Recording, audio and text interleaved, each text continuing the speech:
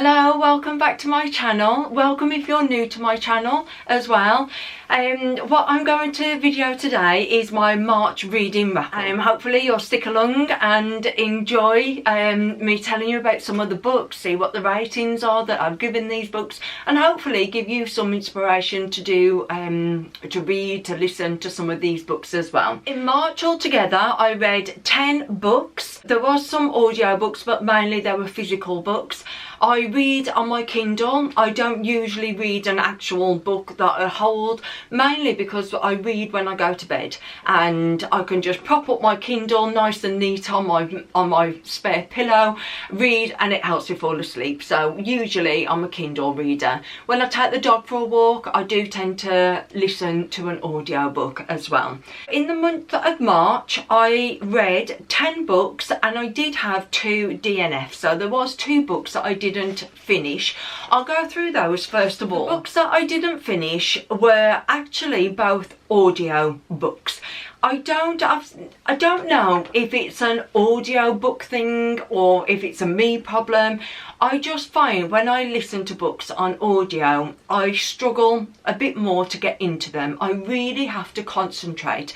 When I've got my Kindle in front of me and I'm reading my Kindle, I'm engrossed. That's it. Anything can happen around me. I am engrossed in my Kindle. I don't know if I ended up DNFing these books because it was the books, or I just struggled to get into them. I will tell you a bit about the books and why I ended up DNFing them. That way you might, what I didn't like about the book, you might like about the book.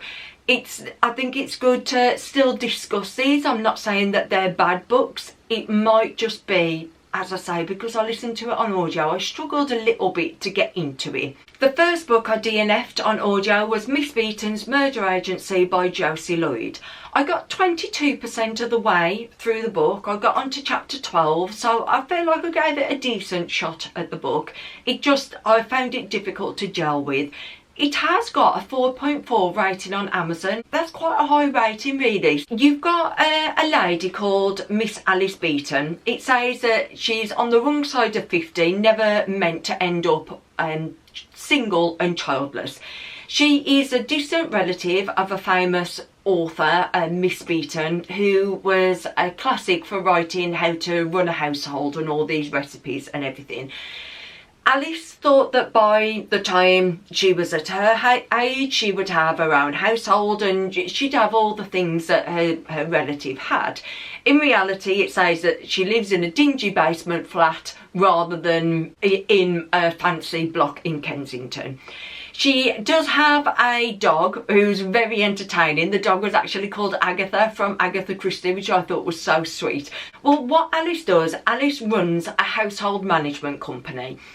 So if somebody needs help, maybe they need a chef for a weekend or they need a new permanent living housekeeper, Alice sources the staff. So she's got a very good eye for which staff would fit which circumstances, which household that they would gel into.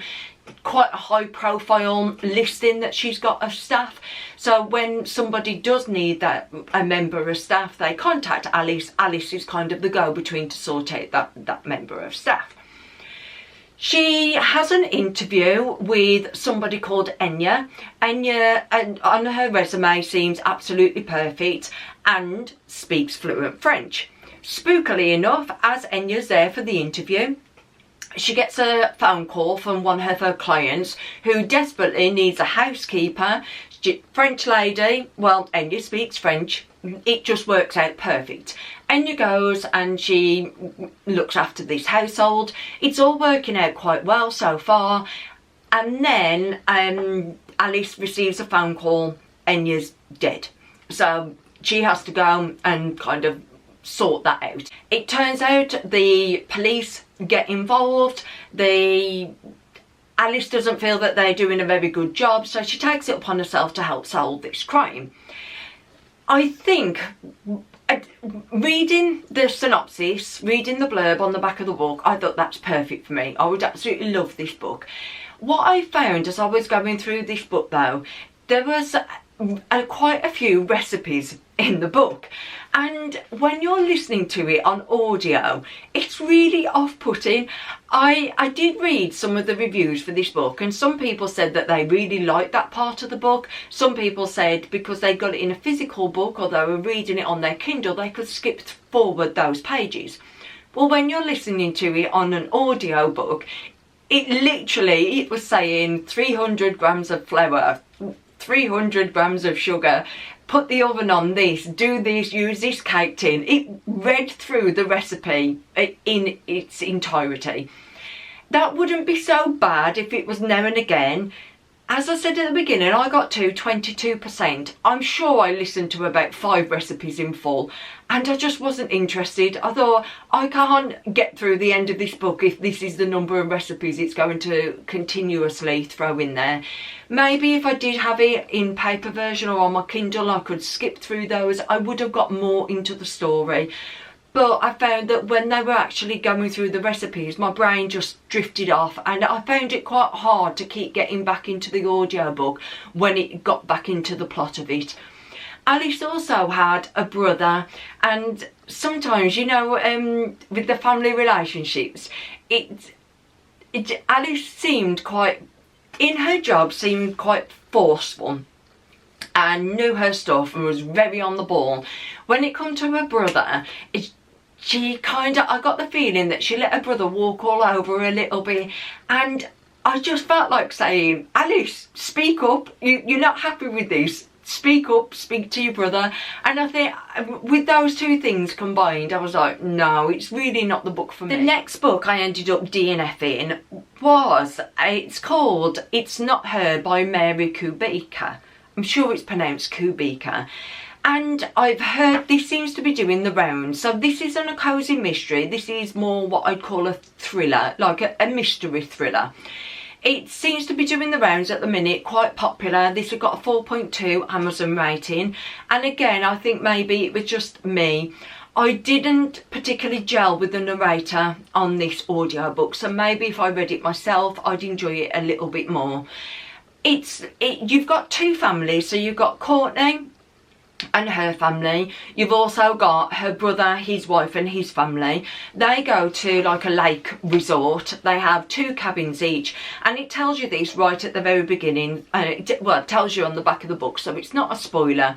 It says you've got 2 families at a secluded lake resort at the centre of a chilling crime in a twisted thriller. A scream shatters the silence. Courtney, the one lady's peaceful vacation turns into a nightmare when she discovers her brother and sister-in-law dead in their lakeside cottage. Her niece, Reese, is missing. The nephew, Wyatt, was asleep upstairs, but thankfully unharmed. Now, you get through that really quick in the book. So I got to 16%. I think I listened to 1.5 hours on it on audio. The story is actually told from 2 different perspectives. You've got the perspective of Courtney, you've then got the perspective of Reese. I found with the audiobook, unless you were really listening hard and you miss who it tells you that's speaking at the beginning of the chapter, it's hard to get back into the train of thought of the book.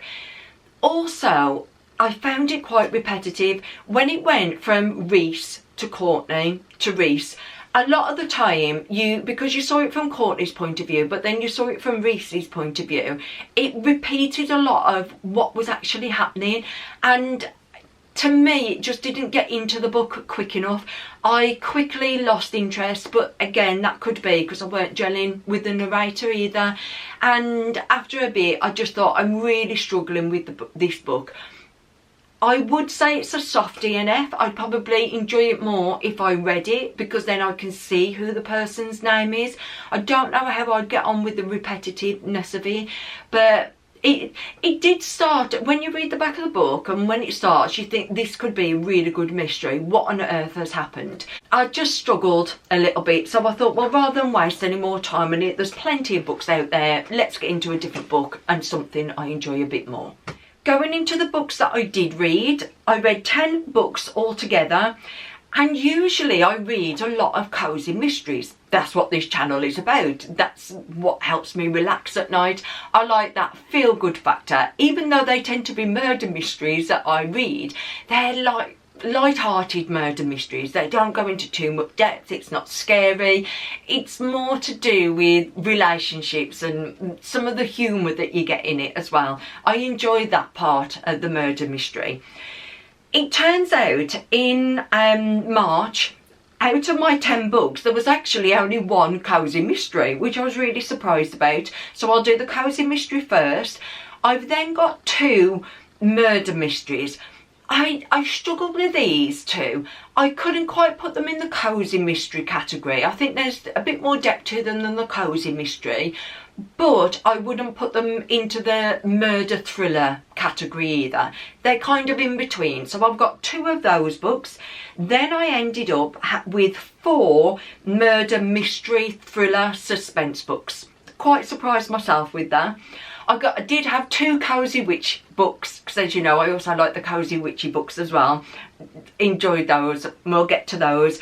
And then I had 1 fantasy romance book. The first one, the one and only cozy mystery book that I did have for this month, I did do on audio. It's part 4 or book 4 of a series. The series is called the Nosy Parker Mysteries. You have a lady who used to work for the police. She now has left the police and retrained as a chef. She's called Jodie Parker, but she's always been known to be quite nosy, so her nickname is Nosy Parker. What I liked about this book, it was actually set around Christmas time, and even though I read it in March, you can always read a cosy Christmas murder mystery, can't you? At any time of the year. I think it's just, they're such good books. You can, even though this is book 4 of the series, you can read these as standalone books. I would recommend reading them from the beginning, just because of that character build-up that you get over the books. They really are nice characters to get to know. So you've got Jodie, who's the main character, the ex-police officer who's now chef. You have a mum. Her mum is so funny, really entertaining. You also have her daughter called Daisy. She's a teenager. The relationship between the 3 really is good. And that's where I think it's nice to read these books from the beginning, just to get that character build up.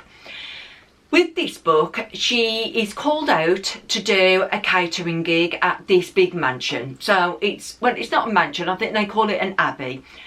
Called out to do this catering. It's like a millionaire has a private gig for his son, a Christmas party type get together.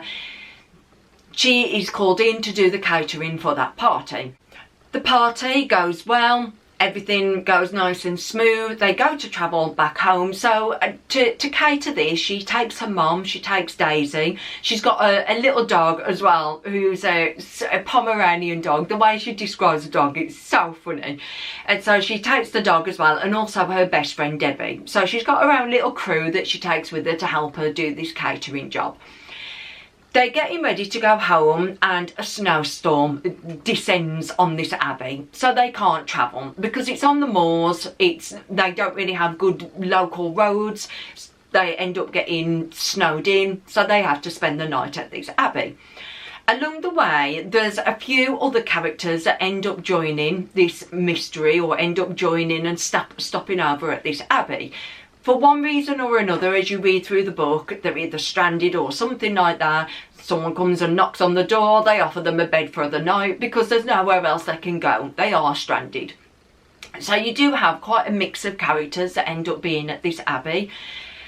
Then the next morning, they discover one of them was murdered throughout the night.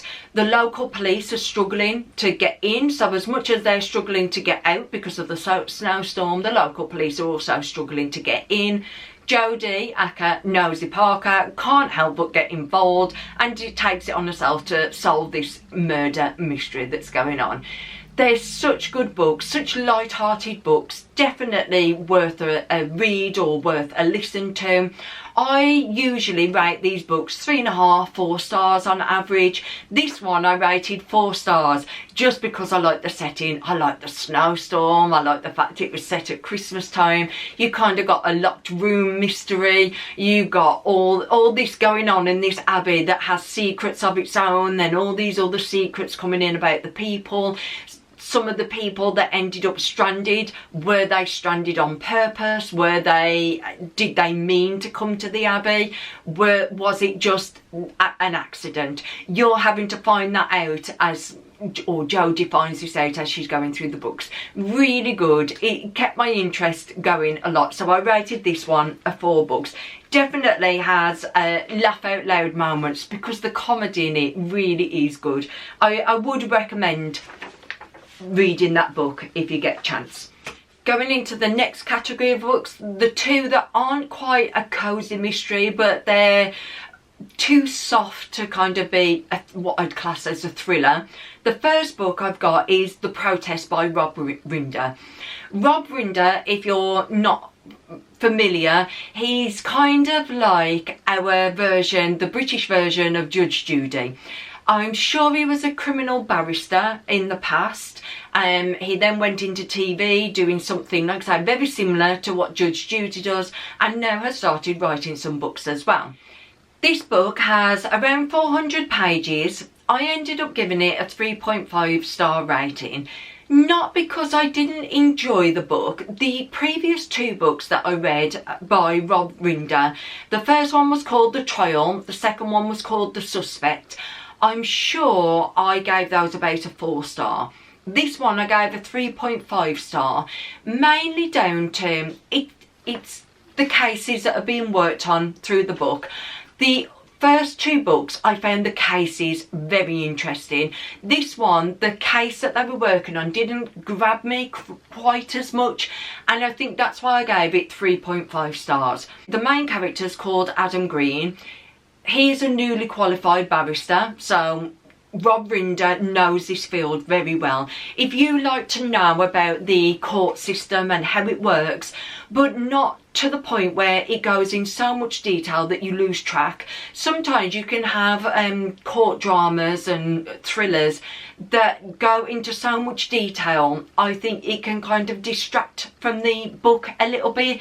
With this, I think it adds to the book. The way that Rob Rinder has written it, it definitely adds to the book. You get a sense of it, but it's not all about how those procedures work. We've got Adam Green.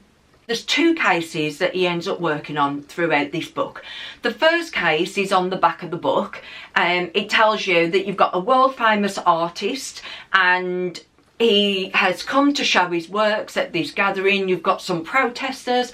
A protester sprays something in his face and he ends up dying. This artist ends up dying from it because this spray was laced with cyanide.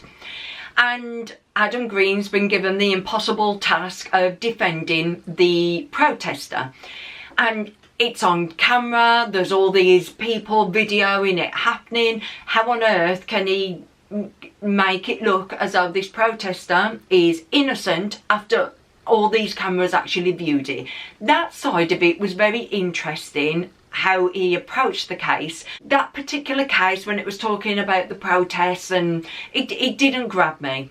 The other case that he ended up working on, it doesn't mention it on the back of the book, so I won't say too much. I don't want to spoil it for you.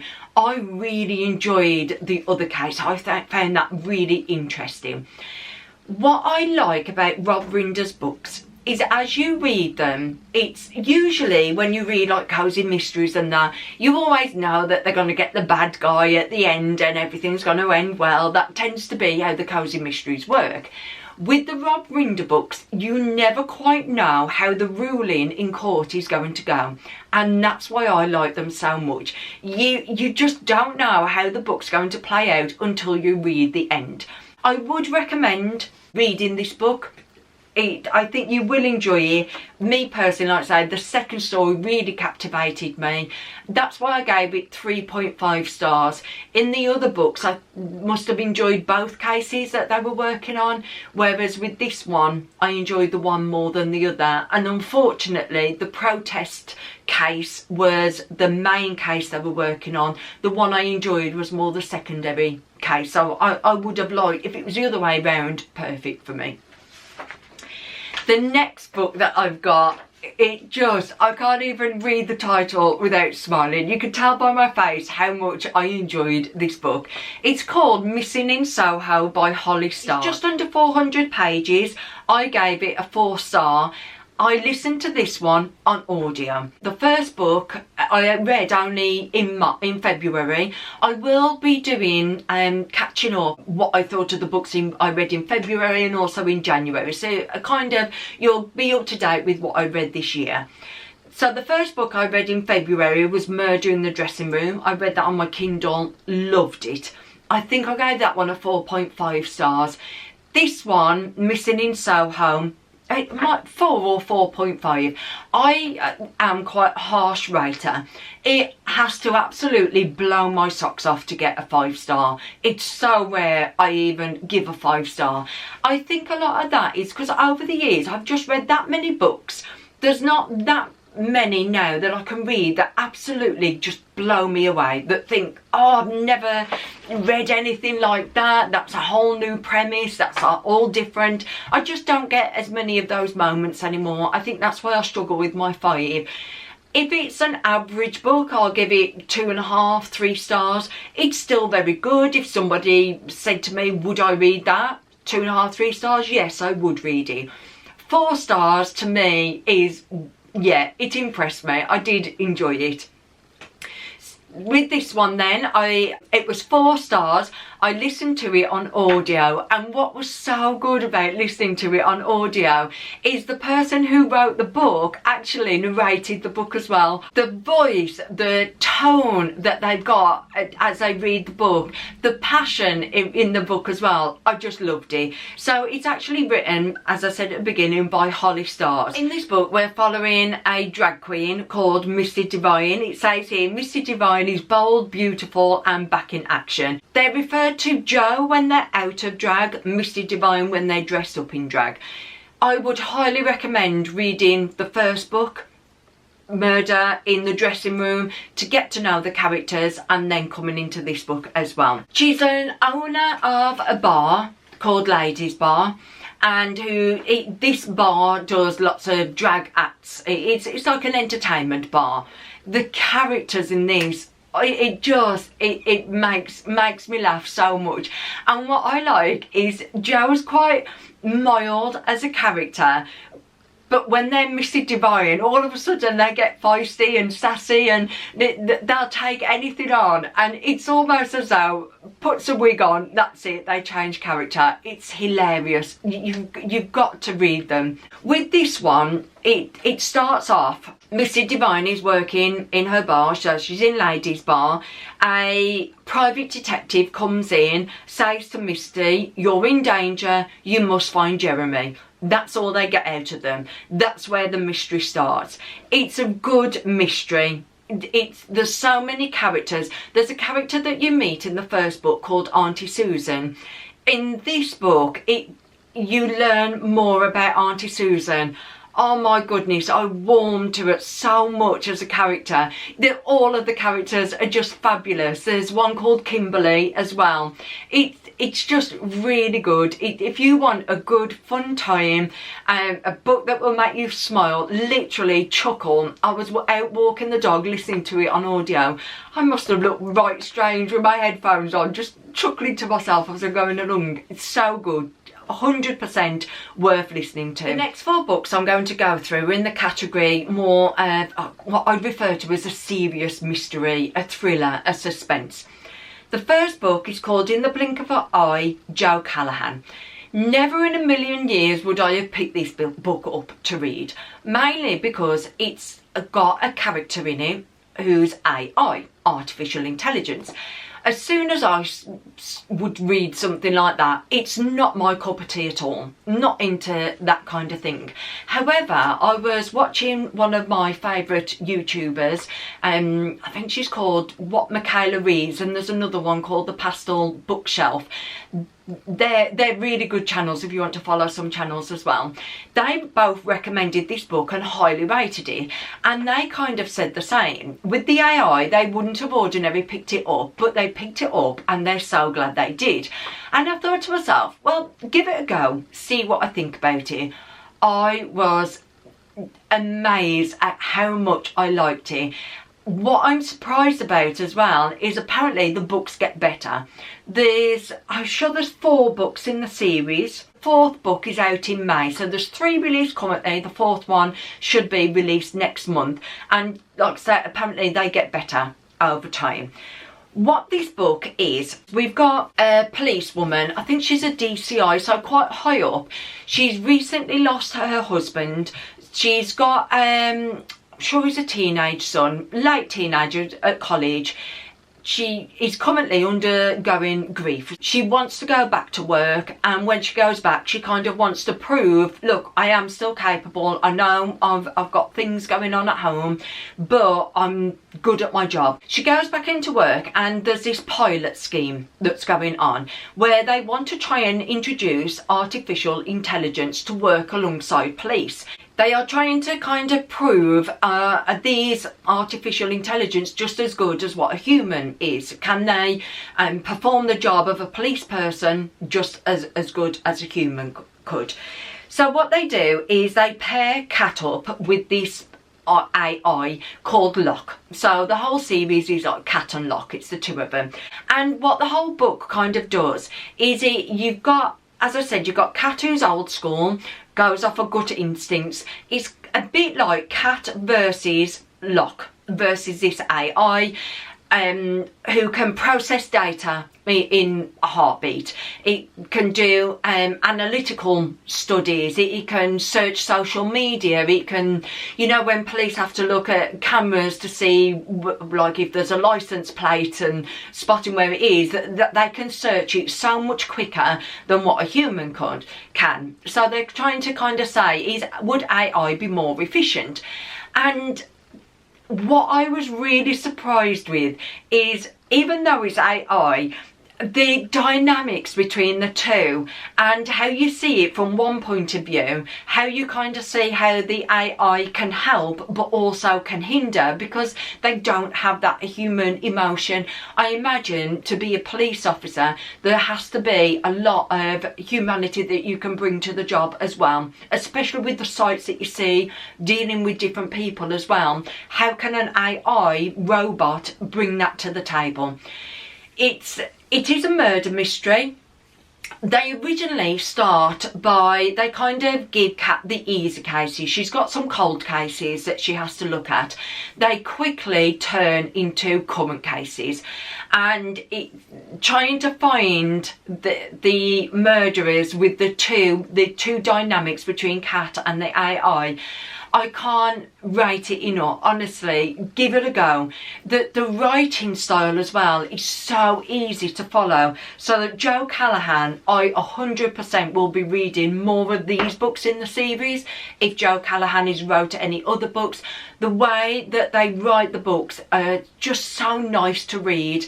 I gave it a 4.5 stars, so I must have loved it. What I knocked it down for is, I know you have to kind of give over to disbelief when you read these books anyway. There was a little bit that I thought, that's a little bit far, but apart from that, really, really good. Highly recommend. It was just over 400 pages. Yeah, give that one a go. The next book that I've got, it's actually by Riley Sager. It's called Lock Every Door. I read another Riley Sager. I read it in January, so I will cover that book when I do my January recap video. It was called The Only One Left. This one is called Lock Every Door. The Only One Left, I did rate a 4-star. This one I rated a 3.5 star. If you're into psychological thrillers, suspense thrillers, Riley Sager writes a fantastic book.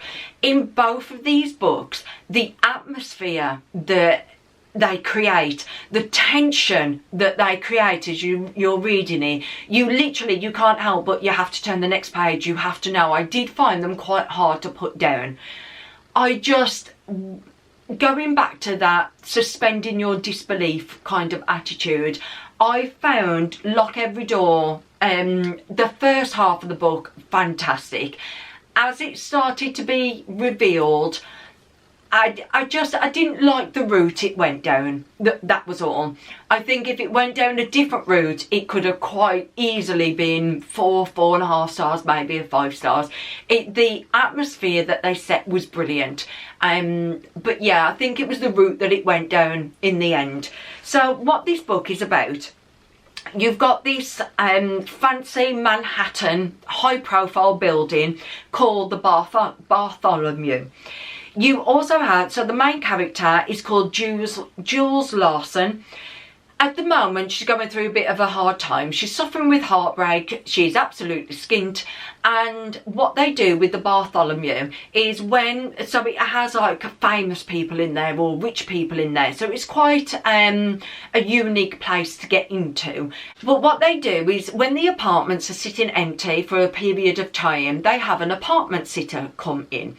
And this is what this Jules, was it Jules? Yeah, this is what this Jules does. She sees an advertisement. Well, she's currently got no home. Like I say, she's heartbroken. She's struggling with money. She sees an advertisement to go and apartment sit.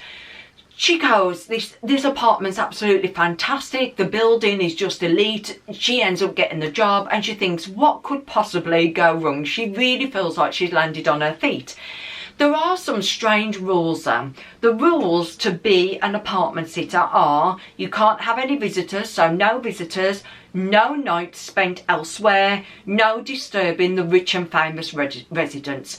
Well, she's so desperate, she's quite happy with those conditions. I'm sure it's a 3-month lease or kind of a 3-month contract that she moves into. She moves into this building and as you can gather, nothing is quite what it seems. But the eerie atmosphere that it builds up around this building is absolutely fantastic. If only the plot went a different direction, I would have loved it.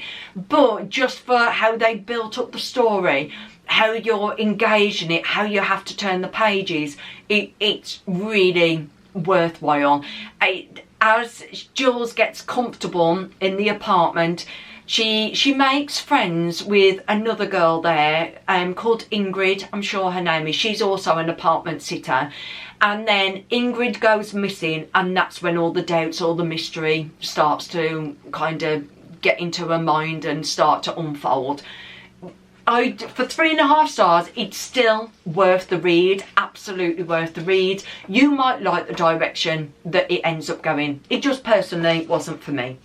The next book that I've got is called The Silent Patient by Alex Michaelides. I probably butchered that name, but it's quite a well-known book. Again, been doing its rounds. I feel like I'm quite late to this party. If you like that mystery thriller, that psychological element to it, it was a decent book. It was about 350 pages. I ended up rating it a 3 stars. The plot of the book is you've got Alyssa Berenson's life is seemingly perfect. She's a famous painter. She's married to an in-demand fashion photographer. They live in this big house in London overlooking a park. Their life seems idyllic. Somebody would dream to have that kind of life. One night, Gabriel, which is Alicia's husband, comes home from a fashion shoot. Alicia shoots him 5 times in the face, then never speaks another word. This is on the blurb, it's not a spoiler. Throughout the book, you're kind of asking yourself, well, is she not speaking because it's guilt, because it's shock? Why is she not speaking? Why won't she speak up and defend herself? Did she shoot him? Didn't she? She literally won't say anything. You've then got Theo, who's a criminal psychotherapist. he's been dying to work with Alicia for a long time. She ends up, rather than going to prison, Alicia ends up going into a secure forensic unit. Theo really wants to work with her, gets in working with her. He thinks that he's got the skills to actually get out of her what happened. He thinks he can get her to reveal, to actually start talking and to discuss, well, what actually happened that night. Everybody wants to know what really did happen. It's, again, the ending to me, I didn't like the path it went down. That was my personal opinion. I thought the suspense about why she wasn't speaking was really good. It did keep going from past to present, and usually I get lost very quickly in those books. I didn't with this. I found it quite easy to follow. You saw it from quite a few different points of views as well. It was good. It was good. It was, yeah, I feel like it could have been, so how many pages was it? 350. I feel like you probably could have shaved about 50 to 100 pages off it. Sometimes it did feel a bit slow and you kind of thought, come on. It was good suspense. I did have to get to the end of the book. So I was invested enough that I thought, oh, I've got to know.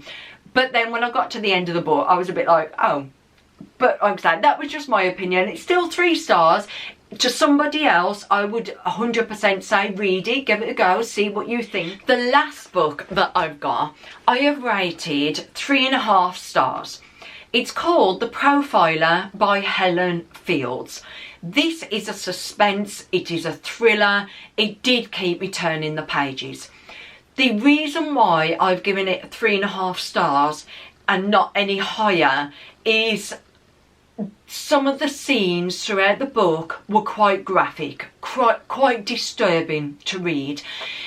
Now, as you know, I like cosy mysteries. I like to sleep peacefully at night. Some of the scenes that I read in this, I felt quite uncomfortable. And if I wasn't invested in the story was very good. If I wasn't invested in the story and I had to know what was happening, I probably would have DNF'd it. But I kind of got through those gory moments. And, you know, sometimes when you read a book and you kind of think, did they have to go into that much detail? I just find it unnecessary. But that is my personal opinion. But the actual storyline itself was good. So it's called The Profiler, and what you've got an analyst called Midnight Jones. She's a profiler, and what they do is people come in, they watch a series of like videos, and it's kind of like they monitor their brain patterns, and from this they profile them into a certain category person. Now, people who are after employees quite like certain categories of people to be able to do certain jobs. So this is where the profiling comes into it. Now, Midnight Jones is doing her profiling. Then she comes across a profile that comes out, she categorises as, or it comes out as Profile K. She'd never heard of a Profile K before. She'd been doing the job for a while. Why hadn't she heard of Profile K? Turns out that Profile K means it's a killer's profile. Once Midnight Jones finds out what a Profile K means, she also connects the dots and she's like, well, if I know this is the profile of a killer, from details that are sent back and forth, she has this worrying feeling that this profile, this killer, also can find out who she is. So she feels like she's in this race against time to try and identify who this killer is before the killer identifies her and kills her. There's a good, it's kind of a bit like a cat and mouse, who's going to get there first, who's going to work out who the other person is first. She does go to her employers, but her employers try and wash everything under the carpet, and this is why she takes it on herself, and she's basically frightened for her own life. It is good. I did enjoy it, apart from just the details in the crimes. It was a bit too much. Only 3 books left. We're getting there. I didn't realise I could yap so much about a book until I started recording these videos. So now we're moving into the Cozy Witchy mysteries. The first book I've got, again, you could tell by my smile, I rated it 4.75. It could possibly be a 5-star. I don't know if I'm being a bit too tight. Maybe I need a bit more time to think about it. I loved it. I really, really enjoyed it. 100% will I be carrying on with the series. So thankfully it is part of a series. It's called Accidental Magic. It's part of the Myrtlewood Mysteries series. It's by an author called Iris Beaglehole.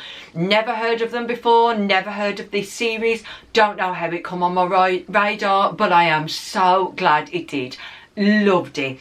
With this book, it's just over 300 pages. You've got a mystery. It's set in a small magical village. It's quite whimsical. You've got world building around this village. You've got witches, you've got fae, you've got shapeshifters, you've got vampires. You've got it all. It's really, really good. What the book's about is you've got Rosemary Thorne and her teen daughter Athena. The banter between the mother and daughter, fantastic. Athena is struggling in life. She leads what she considers a normal life, just like you and me.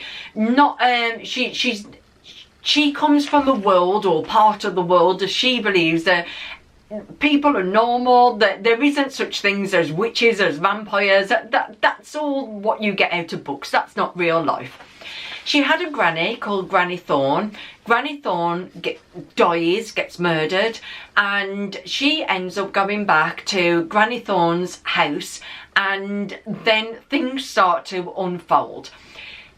It turns out that she gets the house from Granny Thorne, so the local police are very suspicious, and they start to think that she's involved in the murder of the granny, mainly because she inherits this house, inherits it like this manor, and the police are like, well, that's very suspect. You come into the area, Granny's died, and you inherit this house. So she has to take it on herself to kind of prove herself that she's innocent.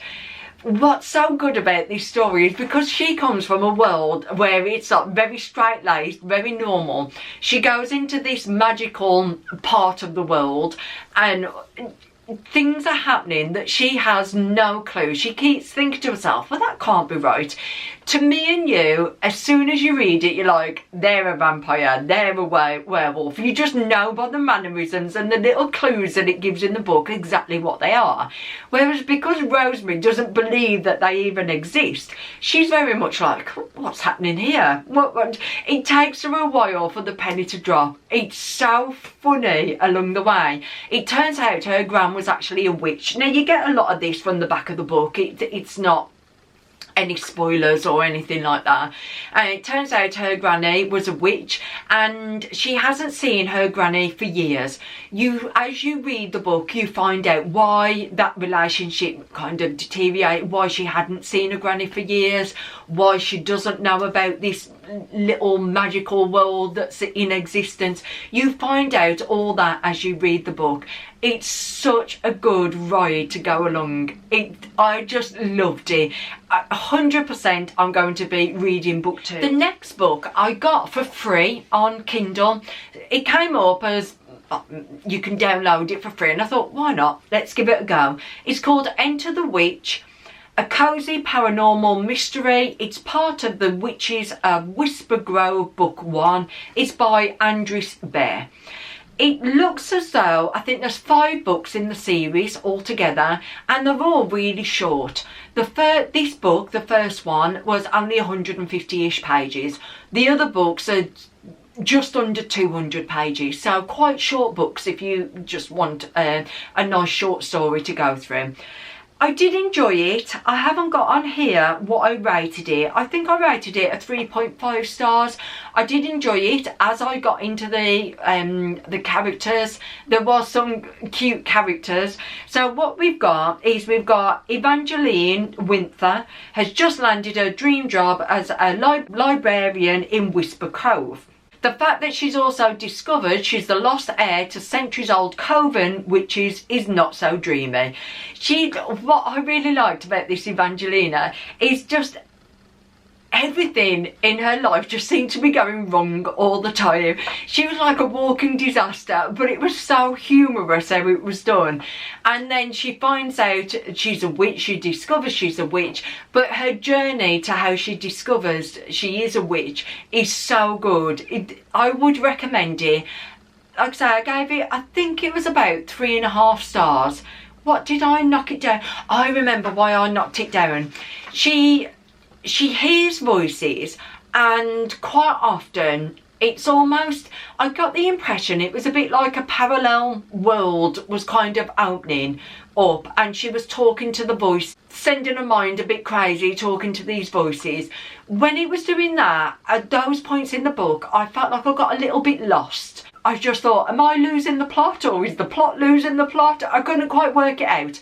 So that's why I knocked it down a little bit. It was still good overall. It was just those patches of the book. I don't know if it wasn't written very well, or I wasn't imagining it very well. Not quite sure. Finally, we're on the last book. This last book is part of a series. There's 3 books in the series. This is the second one. I read the first one. The series is called Wolf King series. The first book is called Wolf King. This one's called The Night Prince. I'm not sure what the third book's called. The third book, I'm sure, isn't out just yet. I will 100% be reading the third book. I've got to finish off the series. It is good. I rated the first book a 4-star. This one I rated a 3.5 star. Mainly because of the romance side of it. The plot underneath, I'll go into the plot shortly, and as much as I can without giving any spoilers. The plot, I love it. The dynamics between the characters, I absolutely love. The first book didn't have that much romance in it. In this one, there was a lot more romance, but it was a lot more where they're kind of yearning for one another, and it was just, after a bit, I was like, oh, it's just, I don't know why. It just doesn't interest me. It wasn't my cup of tea. To me, if they cut all those sections out of that book and they just had it between the underlying plot and the dynamics between the characters, I would have loved it. The romance side of it, to me, just let it down. It just got so repetitive. Didn't enjoy that. So the plot, what is the plot about? You've got Aurora. She's a princess. She's caught between 2 powerful alphas as they fight for the wolf throne. So it's all about werewolves. It's brilliant. It really is good. You've got Aurora and Callum. So Callum's kind of like her partner. They have to form this dangerous alliance with another wolf who's considered one of the most dangerous wolves in the kingdom that they've got, called Blake. Blake's character, I am 100% team Blake, all the way. He's so mysterious. You don't know all the way through if Blake's a goodie or a baddie, and because it keeps changing, some parts you really feel for him and you think, oh yeah, he is a goodie. Then something happens and you think, is he a baddie? I love it. That dynamic and Aurora trying to work that out, that relationship between them is fantastic. The relationship between her and Callum seems a lovely character, but after a bit, I liked Callum a lot more in the first book. But yeah, to me, in the second book, Blake has just blown Callum out the water. It does tell you this on the back of the book. Because the Wolf King ends up biting Aurora, according to wolf law, he now owns Aurora. The Wolf King is actually brothers with Callum. Now, Callum doesn't want to let Aurora go, and it's all this conflict about, well, what about wolf law? Is it going to end up starting a war within the different kind of tribes in the werewolf community? There's a lot of that dynamics happening. Aurora's also finding out a lot about herself, and I really enjoyed that element of it. There was some scenes, a bit like the other book. I'm not good when books take you to like different dimensions, and with the other book I think it made it more clear when she was hearing voices in her head and that. With this book I didn't find it quite so clear, and sometimes I just struggled with it. I think that's why the Wolf King I gave 4 stars, this one I gave 3.5 stars. I really had to concentrate. I like to read to relax. I don't like to hurt my brain. And at some points, because I like the plot, I was willing to hurt my brain, but at some points I was like, oh, I just want an easy read. I just want to enjoy it, enjoy the plot, enjoy the dynamics without having to think, so what's happening here again, what's happening there. Apart from that element of it and the romance, it would have been probably a 4.5 stars. 3.5 stars, still very good. And as I said, 100% I will be reading the 3rd book when it comes out. That's it then, that's the end of my books. I have no idea how long I've been gassing along in this video. I genuinely didn't think it would take me that long. The books though, you know, when you start talking about them, you get all excited. I'm so glad now to have an audience to listen to me talk about these books. I hope there's some books in there that you thought, right, I've got to give those a read. I really do. Some cracking ones. Out of all of them, the one I would recommend the most, which you can probably guess, is That Accidental Magic. Just fantastic, absolutely fantastic. Give that a go. If you only get to choose one book out of all of them, definitely give that a go. I do in April have more of a mix, more of cosy mysteries, so if that's what you're into, you will see me go through more of those. I hope you enjoyed this video. I will film a catch-up and go through my February reads and my January reads. Hopefully you'll come and join me for those as well. In the meantime, take care everybody, enjoy your reading, and if you've got any books that you'd like to recommend to me, please do so. I'm all ears. My TBR list is growing all the time and I'm happy. It's nice to have choice, isn't it? It's because I am a bit of a mood reader and I think, oh, I fancy this or fancy that. It is nice to have choice. If you like this video, I would absolutely love if you'd subscribe and want to continue with hearing what I think about the books, which ones I've enjoyed and which ones, unfortunately, I haven't enjoyed as much.